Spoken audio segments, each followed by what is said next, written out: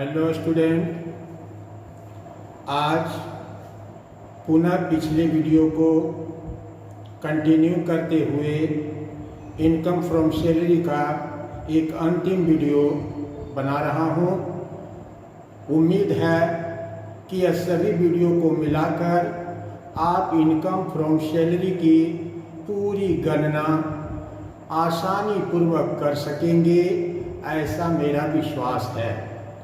आज मैं जितना भी बचा खुचा हूँ उस सारे को समझाते हुए एक ऐसे कंसेप्ट से आपको अवगत कराएंगे जो प्रायः न लिखते हुए भी आप उसको समझ सकते हैं। दैट मीन्स बहुत सारे प्रिक्विजिट्स अलाउंस ऐसे होते हैं जिसे प्राय लिखने की आवश्यकता नहीं है, वरना केवल इसके लॉजिक को समझने की आवश्यकता होती है। तो so many kinds of allowance और परक्यूजिट्स को आप आसानी पूर्वक बिना पढ़े हुए भी कर सकते हैं। अर्थात इनकम फ्रॉम सैलरी एक बहुत ही विस्तृत चैप्टर होते हैं, अर्थात उसे क्रमशः पढ़कर कभी नहीं समझ सकते हैं। इसीलिए कहीं न कहीं हम लॉजिक का भी प्रयोग करते हैं और उस लॉजिक के द्वारा उन चीज़ों को भी हम सीखते हैं जो प्राय मैं आपको सिखाने के लिए यहाँ व्हाइट बोर्ड पर हमने नहीं लिखा। आज हमारा ये एक अंतिम वीडियो है, इसलिए हम आपको बता देना चाहते हैं कि हम असेसमेंट ईयर 1920-21 के लिए आपको इनकम फ्रॉम सैलरी पढ़ा रहे हैं। वरना इनकम टैक्स में प्राय हर साल कुछ न कुछ परिवर्तन होते हैं। उस परिवर्तन के आधार पर इनकम फ्रॉम सैलरी की आंसर में फर्क आ जाता है। अर्थात परिवर्तन को ध्यान में रखते हुए किसी भी असेसमेंट ईयर का चुनाव किया जाता है। अगर हम इसके पिछले भाग में मीन्स 1920 19 18 19 की श्रेणी में चले जाएं तो स्टैंडर्ड डिडक्शंस कुछ और हुआ करते थे, आज स्टैंडर्ड डिडक्शन कुछ और हैं। तो लेट अस प्रोसीड। आज हम अपने बचे खुचे बातों को आपको समझा रहे हैं, एक अच्छी तरह से बड़ी शॉर्ट तरीके से हम आपको समझाएंगे। हमने पहले एक नंबर में लिखा, नंबर को आप हमारी वीडियो के अनुसार अच्छी तरह सजा लेंगे, क्योंकि हमारे वीडियो में प्राय नंबरिंग का थोड़ा फर्क, जब भी हम कोई वीडियो शुरू करते हैं तो स्टार्टिंग एक नंबर देते हैं, यद्यपि यह प्रैक्टिकली 4 या 5 या 6 नंबर भी हो सकते हैं। इसलिए नंबर को आप हमारी वीडियो के द्वारा सरिया लें, सजा लें, ताकि आपको पढ़ने में दिक्कत नहीं हो। तो हमारा पहला हम क्या पढ़ा रहे हैं? फैसिलिटीज, बहुत तरह की सुविधाएं प्राय एम्प्लॉयर के द्वारा अपनी एम्प्लॉय को दिया जाता है। अर्थात हमें यह निकालना पड़ता है कि यह कितना टैक्सेबल होगा, फुल टैक्सेबल होगा या पार्शियली होगा या बिल्कुल टैक्स फ्री होगा। इसी बातों की चर्चा प्राय हम यहाँ पर करते हैं। तो पहला है sweeper, watchman, gardener and cook, अर्थात झाड़ू लगाने वाला, माली, पहरेदार और रसोइया की भी सुविधा प्राय मालिक के द्वारा अगर अपने कर्मचारियों को दिया जाता है तो स्पेसिफिक एम्प्लॉय की दशा में प्राय इस पर पड़ने वाले सारे खर्च फुल टैक्सेबल होते हैं। स्पेसिफिक एम्प्लॉय की चर्चा हमने पिछले वीडियो में कर दिया कि ऐसे कर्मचारी जिसकी मॉनेटरी इनकम 50,000 से ज़्यादा हो उसे हम स्पेसिफिक एम्प्लॉय कहते हैं। अर्थात ये सारे परक्यूजिट्स स्पेसिफिक एम्प्लॉय की दशा में फुल्ली टैक्सेबल होते हैं और अदर एम्प्लॉय की दशा में एक कंडीशंस का होना जरूरी है। If the appointment made by employ, अगर इन सबों का नियुक्ति कर्मचारी के द्वारा किया गया लेकिन पेमेंट अगर एम्प्लॉयर के द्वारा किया जाता है तब अदर एम्प्लॉय में भी प्रायः ये सुविधा टैक्सेबल होती है। That's all. इतना से ज़्यादा इसमें कहने की आवश्यकता नहीं होती है। अगले पॉइंट पर बढ़ते हैं, gas, water, electricity, ETC, that means इत्यादि। इसी के समकक्ष और भी बहुत बातें हो सकती है। फिर यहाँ पर हमने लिखा it is full taxable for a specific employ, means अगर विशिष्ट कर्मचारी है तो पूरा इस पर पड़ने वाले खर्च को कर योग्य किया जाएगा। और अगर अदर एम्प्लॉय है तब एक शर्त है कि this if the connection in the names of employ, अर्थात गैस, वाटर, इलेक्ट्रिसिटी अगर कर्मचारी के नाम से कनेक्शन लिया हुआ है तभी अदर कर्मचारी के शीर्षक में यह टैक्सेबल होंगे, अन्यथा टैक्सेबल नहीं होंगे। फिर बढ़ते हैं नेक्स्ट पॉइंट की ओर। Next point, free lunch, that means free lunch, प्राय काम के दौरान कर्मचारियों को नाश्ता एवं खाने की भी सुविधा दी जाती है। नाश्ते की सुविधा बिल्कुल एग्जेम्प्ट होते हैं, अर्थात उसे किसी भी प्रकार से आपके वेतन के शीर्षक में नहीं जोड़े जाएंगे। लेकिन भोजन अगर 50 रुपये से अधिक का आपने काम किया है, भोजन किया है, तो आपको एग्जेम्प्टेड अमाउंट है 50 रुपया पर मील। अर्थात आप पूरे वर्ष भर में कितना भोजन आपने किया है, जितने भी कीमत का आपने भोजन किया उसमें 50 रुपया पर मील की तरह आपको एग्जेम्प्ट किए जाएंगे। बाकी शेष राशि आपके इनकम फ्रॉम सैलरी के अंतर्गत टैक्सेबल कर दिए जाएंगे। फिर बढ़ते हैं नेक्स्ट, एजुकेशन फैसिलिटीज। हमने बहुत बार चर्चा किया है कि अगर एजुकेशन अलाउंस आपको नहीं देते हैं, इसका मतलब है आपके बच्चे को एजुकेशन फैसिलिटीज देते हैं और एम्प्लॉयर प्रायः अपने ही स्कूल और अपने ही कॉलेज खोल लेते हैं जिसमें एम्प्लॉय के बच्चे पढ़ते हैं। तो स्वाभाविक रूप से उन बच्चों पर एम्प्लॉयर के द्वारा जो खर्च किए जाते हैं वह खर्च तो बहुत बड़ी सीमा हो सकती है, लेकिन आपको एग्जेम्प्ट अगर आपसे कुछ लिया जाता है खर्च के रूप में, सपोज दैट आपके द्वारा कोई भी खर्च के रूप में वसूली नहीं किया जाता है, that means education facilities fully taxable हो जाएंगे। और अगर खर्च के बतौर आपसे लिया जाता है तो आपके लिए गए खर्चों में से 1000 रुपया पर मंथ पर चाइल्ड फॉर ऑल चाइल्ड आपके एग्जेम्प्ट होंगे। इस कंसेप्ट को ध्यान में रखिएगा। अगर आप किसी प्रकार के खर्च का वहन नहीं करते हैं तो वैसी परिस्थिति में यह एजुकेशन फैसिलिटीज फुल्ली टैक्सेबल होते हैं और खर्च का वहन करते हैं और वह 1000 रुपये से ज़्यादा तक खर्च वहन कर रहे हैं तो 1000 रुपया तक आपका एग्जेम्प्ट होगा, चाहे बच्चों की संख्या 3 हो 4 हो, that means for all children, सभी बच्चों के लिए ये 1000 रुपया एग्जेम्प्ट होते हैं। तो किस अवस्था में? जब आपके द्वारा एम्प्लॉयर के द्वारा आपसे कुछ एजुकेशन फैसिलिटीज के रूप में चार्ज किए जाते हैं तभी आपको यह एग्जम्पशन मिलेगा, अन्यथा पूरा का पूरा टैक्सेबल होगा।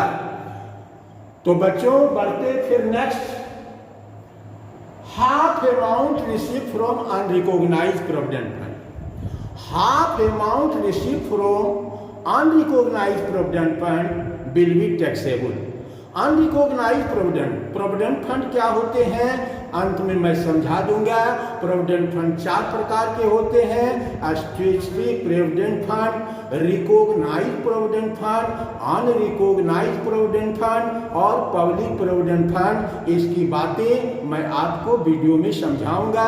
अभी सिर्फ इतना ही समझिए कि अनरिकॉग्नाइज्ड प्रोविडेंट फंड से अगर आपने रुपये की निकासी किया है तो टोटल निकासी का आधा आपके वेतन शीर्षक में जोड़ दिया जाएगा।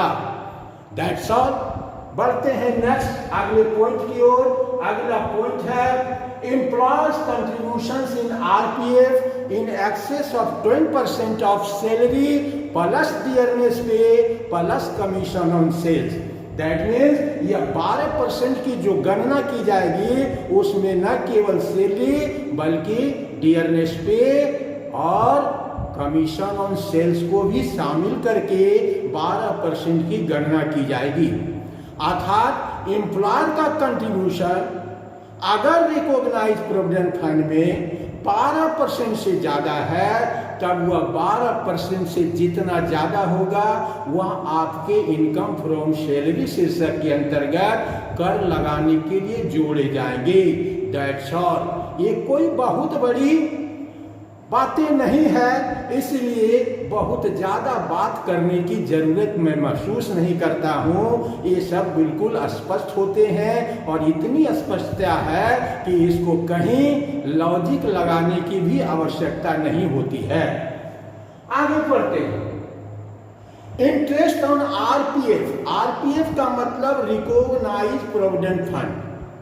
अभी ऊपर मैंने 12% ऑफ सैलरी से अगर ज्यादा कंट्रीब्यूशन एम्प्लॉयर का रिकॉग्नाइज प्रोविडेंट फंड में हुआ है तो एक्सेस अमाउंट आपके वेतन में कर योग्य होंगे।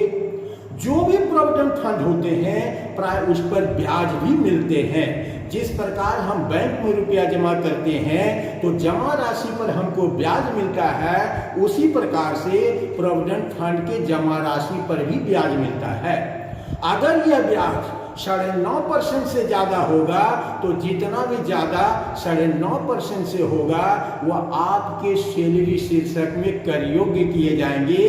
अगर 9.5% से कम है या 9.5% है तब इसको आपके सैलरी में लेने की जरूरत नहीं है, क्योंकि 9.5% तक ब्याज एग्जेम्प्टेड होते हैं और इससे ज्यादा अगर मिलता हो तो वो कर योग्य होते हैं। इसमें किसी प्रकार के लॉजिक की आवश्यकता नहीं है। फिर पढ़ते हैं नेक्स्ट। ये पॉइंट बहुत ही इंपॉर्टेंट है। Any liabilities of employ paid by employ will be full taxable. Any liabilities of employ paid by employ will be full taxable. ये एक लाइन बहुत सारी बातों को समझाता है, अर्थात इसे एक लॉजिक के रूप में आप मान सकते हैं। अर्थात कर्मचारी का कोई भी दायित्व हो, लायबिलिटीज हो तो उसका भुगतान कर्मचारी के द्वारा किया जाना चाहिए। लेकिन कभी कभी हमारे लायबिलिटीज को या कर्मचारी के लायबिलिटीज का भुगतान भी प्रायः एम्प्लॉयर के द्वारा कर दिया जाता है, तो वैसी परिस्थिति में यह फुल टैक्सेबल की श्रेणी में आता है, अर्थात आपके वेतन शीर्षक में जोड़े जाएंगे। जैसे for an example life insurance premium, अर्थात लाइफ इंश्योरेंस हमारा है तो प्रीमियम एम्प्लॉय को भरना पड़ता है, लेकिन कभी कभी यह प्रीमियम चुकाने की भी सुविधा एम्प्लॉयर के द्वारा दे दी जाती है, तो वैसी परिस्थिति में यह premium on your life insurance that will be fully taxable. इसमें कहीं कोई बात नहीं है। इसी लॉजिक के आधार पर हमने ऊपर में कुछ बातें लिखा था, उसको भी समझिए कि अगर एम्प्लॉय कह के हमने लिखा था gas water electricity plus sweeper watchman gardener लिखे थे, अदर एम्प्लॉय कब टैक्सेबल होता है? If appointed by employ. If appointed by employ इसी लॉजिक के बिहाइंड है, इसी लॉजिक को भी बताता है। अगर आपने गार्डनर की नियुक्ति किया, वॉचमैन की नियुक्ति किया तो वेतन देना आपका भार है, लेकिन कभी कभी मालिक के द्वारा दे दिया जाता है, तभी यह टैक्सेबल होते हैं। इसलिए हमने लिखा if the gardener watchman also employed by employ, अगर आपके द्वारा नियुक्ति हुई है और इसके खर्च को मालिक के द्वारा वहन किए जाते हैं, दैट विल बी टैक्सेबल, अन्यथा ये टैक्सेबल नहीं होंगे। यह भी एक प्रकार से any liabilities of employ gardener हमने नियुक्त किया, लायबिलिटीज मेरी है कि उसके वेतन का भुगतान हम करें, लेकिन मालिक भुगतान कर देता है, दैट विल बी टैक्सेबल, अर्थात उसे भी any liabilities of employ paid by employer की श्रेणी में एज ए लॉजिक हम कह सकते हैं। फिर हमने गैस, वाटर, इलेक्ट्रिसिटी इत्यादि में भी हमने स्पेसिफिक एम्प्लॉय के लिए फुल टैक्सेबल, उसमें कहीं कोई लाग लगपेट की आवश्यकता नहीं है। लेकिन अदर एम्प्लॉय है तो हमने एक शब्द दिया है, if the connection in the names of employ, अर्थात बिजली का कनेक्शन, वाटर का कनेक्शन, गैस का कनेक्शन अगर एम्प्लॉय के नाम से है तो ये तो एम्प्लॉय का कर्तव्य है कि वो अपना खर्च का भुगतान स्वयं वहन करे। अर्थात अगर इस परिस्थिति में मालिक अगर आपका बिजली बिल, गैस बिल इत्यादि भुगतान करते हैं तो फिर इसी लॉजिक के अंतर्गत वह भी टैक्सेबल माने जा रहे हैं। If any liabilities of employ paid by employer that will be full taxable, that means इसी लॉजिक के ऊपर वो भी टैक्सेबल हो रहे हैं। बिल्कुल स्पष्ट है, समझ गए होंगे। अब पढ़ते हैं नेक्स्ट, स्टे इन होटल। कभी कभी कर्मचारी को प्राय होटल में रुकने की आवश्यकता होती है, दैट मीन्स कर्मचारियों की प्राय ट्रांसफर पोस्टिंग होती है। ट्रांसफर पोस्टिंग के क्रम में प्राय एक शहर छोड़कर हम दूसरे शहर में नौकरी करने के लिए मुझे एम्प्लॉयर के द्वारा भेजा जाता है, लेकिन रहने की कोई सुविधा उस शहर में अगर एम्प्लॉय को नहीं मिलता है तो प्राय एम्प्लॉयर के द्वारा होटल में रहने की सुविधा दी जाती है और होटल के जितने भी खर्च और बिल होते हैं वह एम्प्लॉयर के द्वारा भुगतान किए जाते हैं। उसमें भी एक शर्त है, अगर आपने 15 दिन से कम होटल में स्टे किया है दैट विल बी एग्जेम्प्ट, अर्थात इसे आपके वेतन शीर्षक में कर लगाने के लिए नहीं लाया जाएगा। लेकिन if more than 15 days you stay in hotel that means ये टैक्सेबल होंगे। और टैक्सेबल होने के लिए हमने आपको एक सूत्र दिया है, एक फॉर्मूला दिया है, उस फार्मूले पर हमेशा आप काम कर सकते हैं और होटल के कितनी राशि आपके वेतन शीर्षक में टैक्सेबल होगा आसानी से निकाल सकते हैं। हमने लिखा है proportional salary, that means 24% of proportionate salary और एक्चुअल रेंट ऑफ होटल। आपके आनुपातिक वेतन का 24% और actual rent of hotel whichever is less will be taxable. अर्थात यहाँ पर हम दो राशि सामने में रखते हैं। पहली राशि 24% ऑफ प्रोपोर्शनल सैलरी मीन्स आपके आनुपातिक वेतन का 24% और दूसरा अमाउंट रखते हैं actual rent of hotel paid by employ. ये दो राशि सामने में रखकर हम चुनते हैं दोनों में व्हिचएवर इज लेस, जो कम है वही आपके शीर्षक में टैक्स लगाने के लिए लाया जाएगा, जोड़ा जाएगा। अब यह 24% ऑफ प्रोपोर्शनेट सैलरी हम किस प्रकार से कैलकुलेट करेंगे, तो मैंने आपको एक फॉर्मूला दिया है, salary divided by 365 into number of days stay in hotel. Means आपका वेतन कितना है उसे 365 से डिवाइड कर दीजिए और आपने कितना दिन होटल में रुके हैं उससे गुना कर दीजिए। इसी को 25% हम लेते हैं। 25% इसी राशि का लिया जाता है और actual rent of hotel whichever is less, जो भी दोनों में कम हो उसे आपके वेतन शीर्षक में जोड़ दिया जाएगा। That's all. तो छात्रों, मेरे प्रिय विद्यार्थियों, मैं कहना चाहूँगा कि इतना पढ़ने के बाद अब आपको सैलरी में अलग से कुछ भी पढ़ने की आवश्यकता नहीं है। हमने कभी कभी लॉजिक की बात किया है टेक्स्ट में, उस लॉजिक को ध्यान में रखिएगा। चाहे हम अलाउंस के कैलकुलेशंस की बात हो, वहाँ पर भी मैंने एक लॉजिक दिया था और लॉजिक के ही सहारे न जाने कितने अलाउंस को मैंने पढ़ाना ही उचित नहीं समझा। जैसे medical allowance, city compensatory allowance, हमने क्या कहा था लॉजिक में? कहे थे कि अलाउंस का दूसरा भाग पार्शियली टैक्सेबल अलाउंस को पढ़ लीजिए, पहले और तीसरे को पढ़ने की आवश्यकता नहीं है। अर्थात हमने दूसरे भाग में जितने अलाउंस को पढ़ा दिए हैं, उस अलाउंस के अगर अतिरिक्त कोई अलाउंस है तो वह या तो फुल्ली टैक्सेबल होंगे या बिल्कुल टैक्स फ्री होंगे। टैक्स फ्री की मात्रा बहुत कम है, इसीलिए उसके लिए तो कोई टेंशन की बात ही नहीं है। हमने लिखाया था foreign allowance and perquisites, means विदेशों में अगर आपको कोई अनुलाभ या कोई भत्ते प्राप्त होते हैं तो वह टैक्स फ्री है, एग्जेम्प्ट है, आपके वेतन में नहीं जोड़े जाएंगे। तो 1 नंबर और 2 नंबर ही प्राय कंट्रोवर्शियल है। दैट मीन्स 2 नंबर के आधार पर हम 1 नंबर के पूरे अलाउंस को समझ जाते हैं विथ ए स्मॉल लॉजिक, एक छोटे लॉजिक का व्यवहार करके।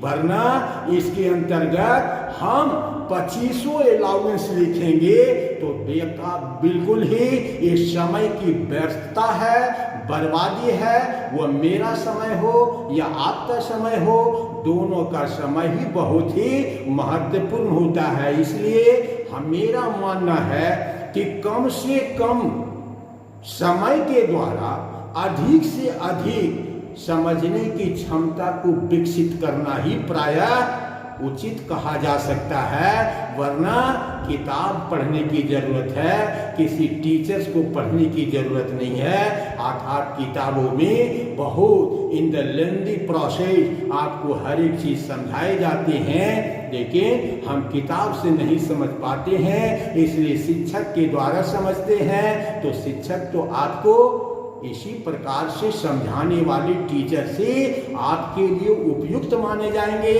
अन्यथा वो भी अगर पीडीएफ खोलकर पूरी किताब को सामने में रखकर एक एक लाइन देख देखकर अगर पढ़ाते हैं तो उसका कोई भी मतलब नहीं रह जाता है।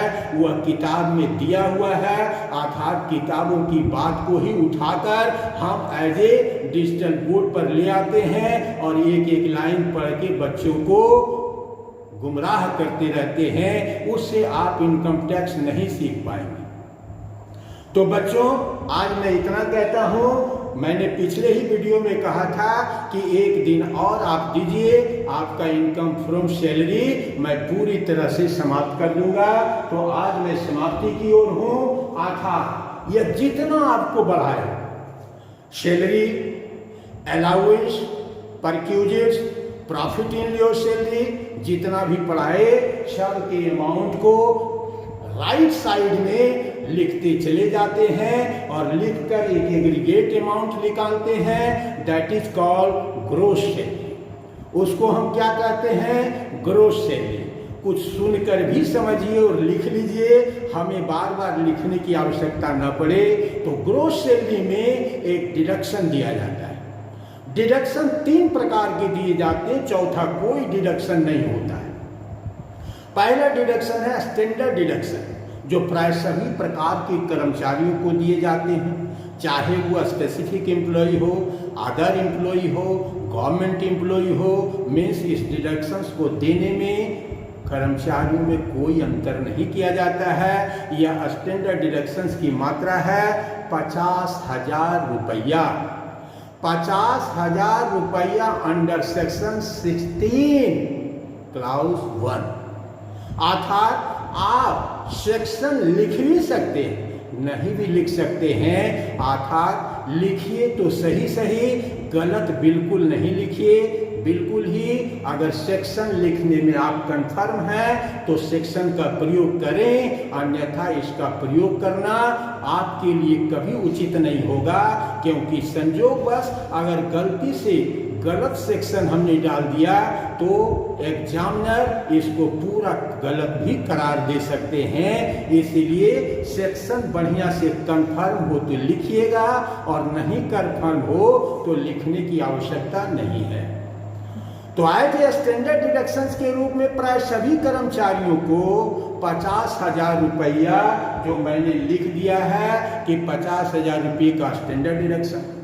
दूसरा है इंटरटेनमेंट अलाउंस, जिसको निकालने की चर्चा मैंने टैक्सेबल अलाउंस के शीर्षक में ठीक कर दिया था, जिसमें हमने बताया था actual entertainment 20% of basic salary और मैक्सिमम ₹5,000, और ये भी बताए थे कि यह इंटरटेनमेंट अलाउंस की कटौती सिर्फ गवर्नमेंट एम्प्लॉय को ही प्राप्त होते हैं, अदर एम्प्लॉय को यह कटौती नहीं दी जाती है।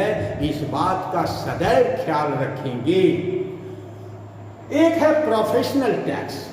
प्रोफेशनल टैक्स को प्राय एम्प्लॉयमेंट टैक्स भी कहते हैं। आजकल रोजगार का भी कर लगता है। अगर आपने कोई प्रोफेशनल टैक्स या एम्प्लॉयमेंट टैक्स का भुगतान किया है तो वह भी प्राय आपको कटौती मिल जाएगी और उसे भी घटा दिया जाता है। इस प्रकार कुल 3 प्रकार की कटौतियां, एक कटौती सबों के लिए कन्फर्म है, दूसरी कटौती सिर्फ गवर्नमेंट एम्प्लॉय के लिए है और तीसरी कटौती फिर सब के लिए है। अगर आप एम्प्लॉयमेंट टैक्स चुकाते हैं तो वह भी कटौती आपकी सैलरी में मिल जाएगी। अर्थात ग्रोस सैलरी में जब ये निम्नांकित 3 राशि के योग को घटा देते हैं तब आपका निकल आता है इनकम फ्रॉम सैलरी, या इसे टैक्सेबल सैलरी भी कहते हैं। That's all.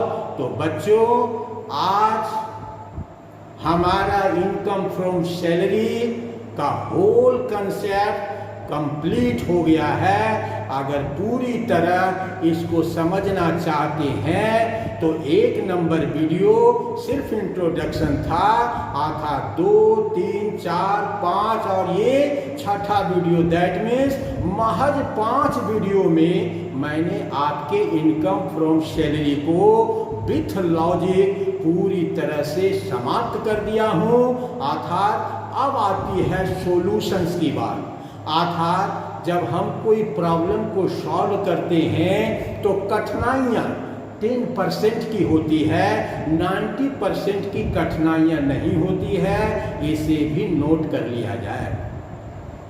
तो जब किसी भी प्रश्न को, हार्ड एंड फास्ट क्वेश्चंस को जब हम सॉल्व करेंगे तो प्राय 80 to 90% में आपको कोई परेशानी नहीं होती है, बल्कि परेशानी 10 to 20% में होती है।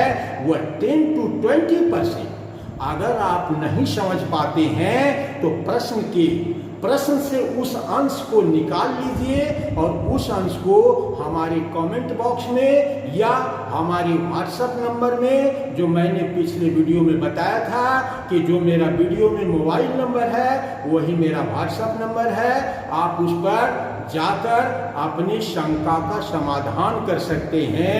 यह सुविधा मैं अपने छात्रों को बिल्कुल ही देता हूं, ताकि चूंकि मैं कोई प्रॉब्लम का सॉल्यूशन नहीं करता।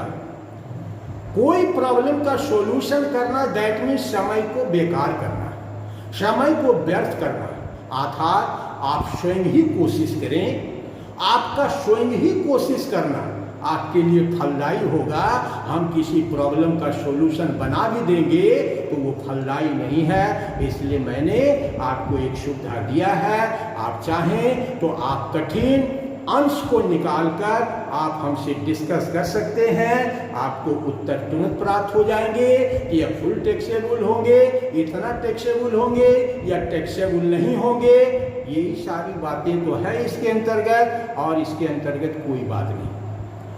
तो छात्रों, मैं पुनः आज कहना चाहूँगा कि मैं यूट्यूब पर बहुत पुराने नहीं हूँ, लगभग 2 महीने से यूट्यूब पर मैं काम कर रहा हूँ, अर्थात आपके द्वारा प्रमोट किया जाना बहुत ही आवश्यक है। अर्थात वीडियो देखते हैं, सुनते हैं, बहुत अच्छा लगता हो, तभी हम कहते हैं कि मेरे वीडियो को लाइक, शेयर और सब्सक्राइब करें। अगर आपको नहीं समझ में आती है, नहीं अच्छा लगता है, इससे कुछ भी आपको हासिल नहीं होता है, तो मैं आपको कभी प्रेस नहीं करूंगा कि आप हमारे वीडियो को लाइक दें, शेयर दें या सब्सक्राइब करें। लेकिन अन्य वीडियो की अपेक्षा इनकम फ्रॉम सैलरी आप किसी भी वीडियो में देखिए, कंपेयर कीजिए, और कंपेयर करने पर अगर मेरा वीडियो आपको अच्छा लगता है तो आपके द्वारा लाइक, शेयर एंड सब्सक्राइब दिया जाना भी आपके लिए एक धर्म की तरह है, जिसे आपको स्वीकार करना चाहिए। इसलिए ज़्यादा से ज़्यादा लाइक, शेयर और सब्सक्राइब कीजिए, क्योंकि मैं जानता हूँ कि मेरा वीडियो अन्य वीडियो की अपेक्षा काफ़ी अंडरस्टैंडिंग है, इसमें कहीं कोई दिक्कत नहीं है। इसको मैं महसूस करता हूँ और आपको भी महसूस कराता हूँ। तो आज के लिए इतना, फिर मिलते हैं किसी नेक्स्ट चैप्टर को लेकर, नेक्स्ट कंसेप्ट को लेकर। इंतजार करें, सब्सक्राइब कर लें ताकि आपका इंतजार में कोई दिक्कत नहीं हो। तो तब तक के लिए जय हिंद।